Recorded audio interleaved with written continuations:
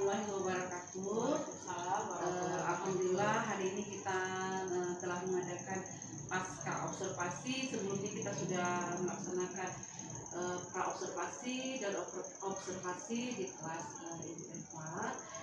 Dan juga hari ini kita melaksanakan pasca observasi didampingi dengan fasilitator pengajar praktik Pak Heri Susanto. Kemudian salawat dan salam junjungan kita Rasulullah Nabi Muhammad SAW yang telah memberikan karunia-Nya dan Allah Subhanahu Wa Taala yang memberikan kesehatan kita pada hari ini sehingga kita dapat berkumpul. Baiklah, singkat kita akan melanjutkan. Bagaimana Bu Reva, apa sudah siap kita mengadakan pasca? Insya Allah siap. Baiklah Bu Reva, di awal bicara kita saya ingin menanyakan bagaimana perasaan Ibu sewaktu kita mengadakan observasi, dan maaf waktu kita mengadakan observasi itu kita di jam terakhir ya di 6.7. Jadi untuk paskanya kita mengadakannya di hari esok karena sudah siang. Jadi saya ingin menanyakan bagaimana perasaan Ibu waktu mengajar pada saat itu. Terima kasih Bu Heda. Tentunya saya sebagai salah satu guru yang Ibu pilih untuk disupervisi rasanya menjadi sangat senang karena otomatis saya akan mendapatkan praktik baik tentunya dari Ibu setelah Ibu mengobservasi saya. Nah, perasaan saya pertamanya sih tidak deg-degan karena kita tahu Ibu kan kita juga sudah mempersiapkan RPP itu di jauh-jauh hari. Untuk rencana pembelajaran sudah ada, cuman mungkin konteks atau kondisinya berbeda ketika kita berhadapan dengan siswa di hari itu, di hari yang sebenarnya berbeda dengan rencana yang kita laksanakan. Ini saya masih tentunya saya merasa senang ketika diobservasi langsung oleh Bu Heda. Hari itu kebetulan kita mendapatkan di jam terakhir di kelas 94, kebetulan di jam 6 ke 7.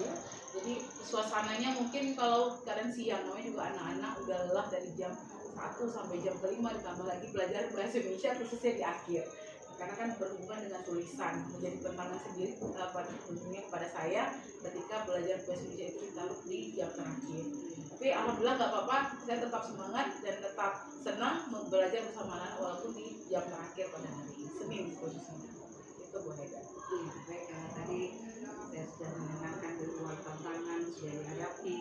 Kemudian proses apa, proses baik apa yang sudah Ibu jalani selama ini dalam proses pembelajaran, baik dengan tantangan dan proses yang sudah. Jadi kebetulan saya kan guru novel bahasa Indonesia. Kalau proses baik yang sudah saya jalani tentunya tidak hanya pengalaman di sekolah saja, khususnya dalam hal literasi. Nah, khususnya materi yang Ibu masuk ketika jam pelajaran saya kemarin kan berhubungan dengan cerpen atau cerita pendek. Kebetulan saya juga adalah salah satu pengajar literasi di luar dari sekolah itu di jam pagi untuk membuat anak-anak berhasil menulis cerita, khususnya cerpen.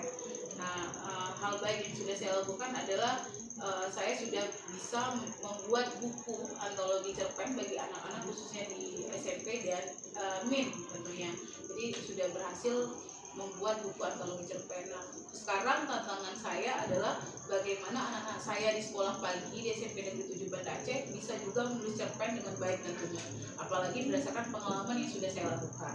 Jadi hal-hal baik itu dalam menulis sudah ada literasi, terus saya mencoba dalam proses pembelajaran yang saya lakukan ke anak-anak bagaimana bahasa Indonesia itu tidak menjadi suatu hal yang membosankan, tapi malah menyenangkan. Karena yang kita tahu anak-anak itu ketika melihat bahasa Indonesia itu judgement atau stigmanya mereka, aduh teks lagi Bu, belajarnya teks saja, terus panjang-panjang lagi Bu. Sedangkan tantangan saya untuk siswa SMP itu harus bisa menguasai sekitar 500 kata, bukan hanya baca tapi nggak paham, tapi harus dipahami sekitar 500 kata. Itu untuk ukuran anak SMP.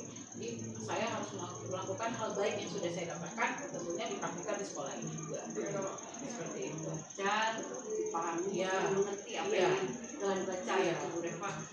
Baik Bu Reva, tadi saya sudah ada mendengar tadi bahwa Bu Reva sudah mulai mulai mencetak, sudah bisa membuat buku Bu ya. Iya. Boleh nanti suatu hari Ibu tunjukkan Bu ya, nanti Iya. kita lihat bagaimana proses yang sudah yang ditunjukkan, itu bagus sekali ya Bu ya. Kemudian apa yang akan Ibu kembangkan dengan hal baik tersebut? Otomatis karena ada tadi materi cerpen khususnya di kelas 3 dan kita kebetulan rombel di SMP Negeri 7 ini kan ada 7 kelas, untuk kelas 9. Nah, nanti akan kita seleksi mungkin untuk kedepannya kita akan mengembangkan literasi di sekolah. Kita buat tentang antologi cerpen itu, kita kumpulkan hasil-hasil terbaik dari perwakilan kelas dan kita buat dalam antologi cerpen. Alangkah baiknya jika satu kelas punya satu buku antologi cerpen untuk kelas 3 karena materi kelas cerpen itu ada di kelas 3. Dan alangkah baiknya kalau kita punya buku sendiri loh di perpustakaan sendiri dengan karya anak-anak kita sendiri di perpustakaan kita sendiri. Mereka tentunya pasti bangga, oh saya bisa juga jadi penulis walaupun tadi hanya sekedar cerpen yang saya tulis, tapi saya sudah menghasilkan sebuah tulisan dan itu menjadi sebuah buku. Dan saya mohon mungkin nanti itu didukung oleh pihak sekolah dan tentunya kepala sekolah. Itu nanti kita bisa kita lihat dengan kepala sekolah, lanjutan Bu Reva.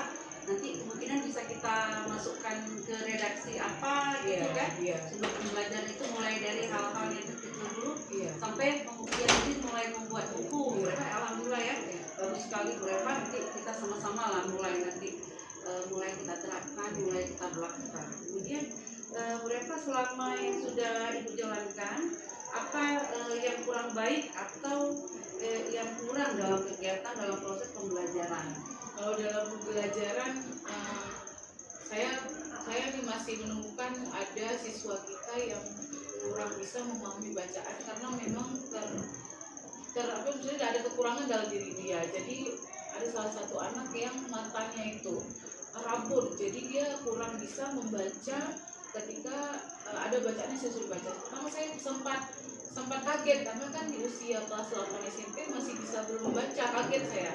Kebetulan bapak saya baru pindah ke sini. Saya kebetulan baru lulus P3K, sebelumnya di sekolah lain dan baru pindah ke sini. Terus saya lihat kok bisa nggak baca gitu kan, baru dari bulan 8 saya sini. Kok bisa belum baca gitu kelas 8. Terus saya dekati, saya datangi anak tersebut, coba ke sini atau apakah perlu saya kasih les dia membaca atau les menulis gitu kan. Saya datangi anak itu, saya tanya kenapa anak nggak bisa baca. Saya rupanya matanya nggak nampak, saya matanya kenapa nggak pakai kacamata. Memang matanya pak warnanya ini agak biru katanya, beda sama hitam ya. Nah jadi nggak bisa baca dia. Oh rupanya prosesnya itu karena dia nggak bisa baca karena tadi matanya kurang terlihat. Jadi saya panggil dia, saya ajari kalau misalnya baca karena dia malu mungkin depan teman-temannya nggak bisa, saya suruh dia ke depan baca di depan saya, bahkan dia membelakangi teman-temannya karena itu mental anak, karena di usia seperti itu dia bisa berbaca dan latar belakang keluarganya juga menyedihkan ternyata, jadi ada faktor lain. Nah itu menjadi tantangan sendiri untuk saya, bagaimana saya menghandle anak itu di dalam kelas satu orang, tapi yang lainnya alhamdulillah sudah lebih maju daripada dia. Jadi saya punya cara sendiri untuk menghandle anak itu di dalam kelas sehingga dia juga tidak ketinggalan dengan pembelajaran, tapi juga bisa ikut andil dalam pembelajaran tersebut dan maksudnya sukses dalam pelajaran itu. Jadi bakat kesiapannya tadi ya, bakat minat dan profil pelajar. Iya, jadi harus kita lihat juga ya. Iya. Tidak harus kita harus ikut nih atau kita hukum dia nggak bisa, maka kita harus tahu dulu kenapa si anak ini nggak bisa mengikuti. Oh ternyata ada problem di dia. Jadi kita cari tahu masalahnya dulu, kita kasih solusi ke dia. Dan seperti itu ya saya lakukan. Cuman kalau proses pembelajarannya tadi seperti saya bilang, saya nggak mau pembelajaran bahasa Indonesia itu menjadi buku santai di kelas. Jadi saya cari strategi lain, cara lain, atau saya buat hal lain. Seperti contohnya misalnya ada tentang teks eksplanasi. Eksplanasi itu adalah teks yang bukan teks ilmiah nih. Jadi saya sendiri aja bosan nih. Gimana ya saya ajarin fenomena alam, sedangkan saya adalah guru bahasa Indonesia. Walaupun kita nggak bisa tahu fenomena alam itu, tapi struktur teksnya harus tahu. Si anak bosan kadang-kadang. Jadi saya punya cara. Saya pernah buat buku 3D. Buku 3D tentang bencana alam. Jadi bahannya itu dari kardus bekas, terus kertas jeruk yang pokoknya nggak mesti mahal tapi jadi karya. Jadi itu ternyata menyenangkan Pak bagi anak-anak yang punya karya seni yang lebih tinggi. Jadi mereka bisa menggambar, bisa mengunting, ketik, memotong dan lain sebagainya. Dan saya hanya mencontohkan itu dari contoh di YouTube tutorialnya. Bahkan saya pun kurang bisa untuk buat sketsa buku itu. Ketika mereka buat, ketika mereka lihat, oh begitu loh cara buatnya di YouTube gitu. Coba ikuti. Saya tinggal arahkan dan mereka kerjanya nggak sendiri karena itu berat. Mereka duduk berkelompok dengan tema teks eksplanasi yang berbeda. Ada gunung berapi, ada banjir, ada tsunami. Dengan tema-tema itu mereka buatlah buku 3D-nya, pop-up book namanya. Jadi dengan buat pop-up book itu, jadi mereka nanti buka bukunya, ada bangunan yang berdiri gunung berapi dan ada penjelasan berdasarkan struktur teksnya. Akhirnya jadi, dan mereka sangat senang. Ternyata belajar bahasa itu bukan sekedar nulis, tapi juga bisa dikombinasikan dengan karya seni, tentunya akan menjadi lebih menarik. Itu yang saya buat dalam proses belajar. Baik sekali Bu Eva ya.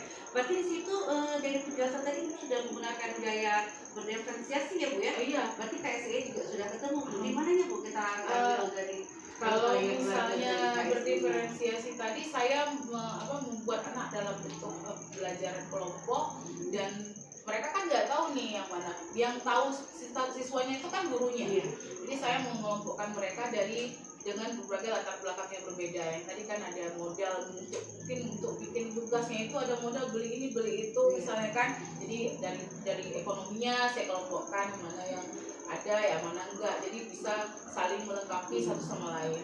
Terus yang tadi dia nggak bisa kerja kelompok, pas saya taruh di kelompok, jadi supaya bisa sosialnya timbul di situ, jadi saling bekerja sama. Jadi di situ KSE-nya mungkin ya, KSE-nya muncul. Terus berdiferensiasi tadi, yang tadi kelompoknya nggak sama, dengan kinestetik mungkin gaya belajarnya nggak bisa diam. Saya taruh sama orang yang bisa menghandle anak yang teman sejauhnya, yang bisa dia bikin duduk gitu. Ada maksudnya tim kerja, misalnya dibagi kerjanya gimana, sehingga anak kinestetik itu bisa duduk diam dan bisa buat apa yang harus dibuat.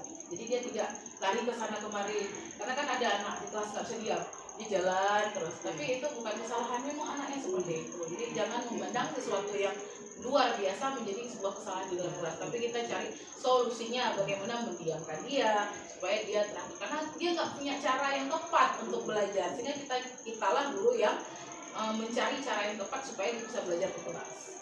Tugas kita Penggunaan student center learning supaya bahwa pembelajaran berpusat pada pelajar kita juga sebagai subjek ya, bahwa dia sendiri yang akan menemukan solusinya solusi sendiri. dari belajarnya.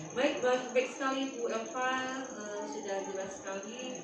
Kemudian solusi yang Ibu akan mengerti solusinya itu sudah Ibu sebutkan juga tadi. Kemudian rencana kapan Ibu akan terapkan atau kapan Ibu menjalankan solusi tersebut?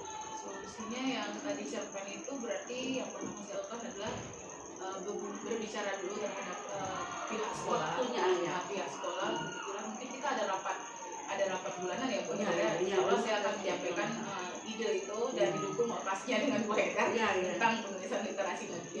Dan nanti insya Allah pastinya di awal-awal ini, karena kan masih berkaitan dengan cerpen, nanti saya yang akan mengumpulkan karya anak-anak dulu, baru kita maksudnya dalam 2 bulan ke depan, mungkin 3 bulan ke depan kita cari solusi untuk redaksinya siapa yang kebetulan saya untuk redaksi sudah ada karena kebetulan buat buku, jadi lebih gampang jalannya. Insya Allah akan jalan untuk 3 bulan ke depan.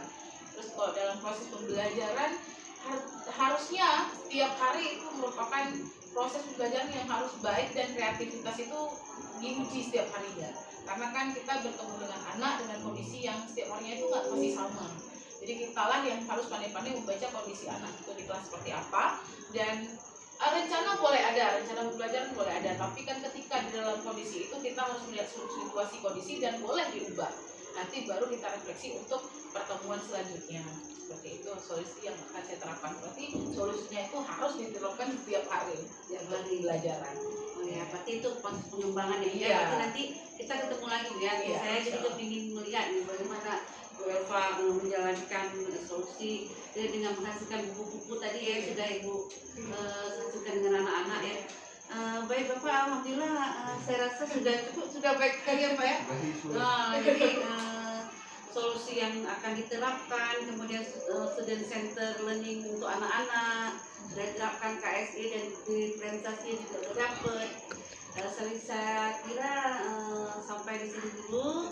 Kita Assalamualaikum warahmatullahi wabarakatuh.